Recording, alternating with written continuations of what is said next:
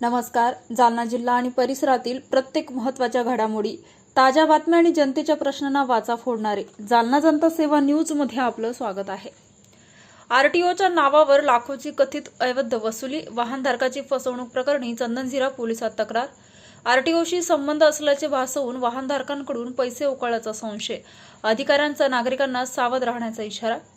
RTO कार्यालयातील अधिकाऱ्यांच्या अंगावर वाहन घालण्याचा प्रयत्न, शिवीगाळ व जीवे मारण्याच्या धमकी प्रकरणी चंदनझिरा पोलीस ठाण्यात एका जणाविरुद्ध गुन्हा दाखल. जालना येथील उपप्रादेशिक परिवहन कार्यालयाच्या नावाचा गैरवापर करून वाहनधारकांकडून लाखो रुपयाची कथित अवैध वसुली केल्याचा गंभीर संशय व्यक्त करण्यात आला असून या प्रकरणी चंदनझिरा पोलीस ठाण्यात तक्रार दाखल करण्यात आली आहे. तक्रारीनंतर पोलिसांनी चौकशी सुरू केली असून संबंधित व्यक्तीविरुद्ध पुरावे संकलित करण्याचं काम सुरू असल्याची माहिती आहे. आरटीओ कार्यालयाने दिलेल्या तक्रारीनुसार युसुफ खान सिकंदर खान हा व्यक्ती अनेक दिवसापासून स्वतःचा आरटीओ कार्यालयाशी संबंध असल्याचे भासवत वाहनधारकाची दिशाभूल करत होता. वाहनांचे हप्ते, विविध शुल्क व इतर कामाच्या नावाखाली वाहनधारकांकडून मोठ्या प्रमाणात रक्कम गोळा केल्याचा संशय व्यक्त करण्यात आला आहे. कार्यालयाने संबंधित व्यक्तीशी अनेकदा दूरध्वनी व मोबाईलद्वारे संपर्क साधण्याचा प्रयत्न केला, तसेच खुलासा करण्यासाठी आरटीओ कार्यालयात उपस्थित राहण्यास सांगितलं, मात्र संबंधिताने कोणताही प्रतिसाद दिला नसल्याचा दावा तक्रारीत करण्यात आला आहे.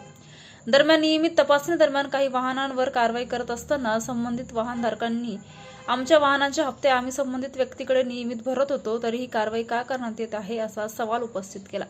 त्यानंतर या संपूर्ण प्रकरणाची सखोल चौकशी सुरू करण्यात आली. चौकशी दरम्यान अनेक वाहनधारकांनी आरटीओ कार्यालयाच्या नावाचा गैरवापर करून पैसे गोळा करण्यात आल्याची माहिती दिल्याचे तक्रारीत नमूद करण्यात आलं आहे. यामुळे प्रकरणाचे गांभीर्य लक्षात घेऊन संबंधित व्यक्तीविरुद्ध आवश्यक पुरावे गोळा करण्याचं काम सुरू करण्यात आलं आहे.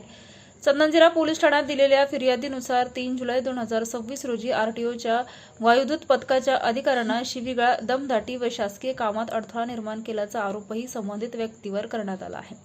या प्रकरणी भारतीय न्याय संहितेच्या विविध कलमान्वये चंदनझिरा पोलीस ठाण्यात गुन्हा दाखल करण्यात आल्याचं तक्रारीत नमूद आहे.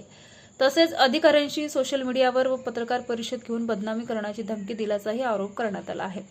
दरम्यान आरटीओ प्रशासनाने वाहनधारकांना आवाहन केलं आहे की कोणत्याही व्यक्तीकडे रोख स्वरूपात किंवा अनधिकृत पद्धतीने पैसे जमा करू नयेत. सर्व शासकीय शुल्क केवळ अधिकृत पावतीद्वारेच भरावेत.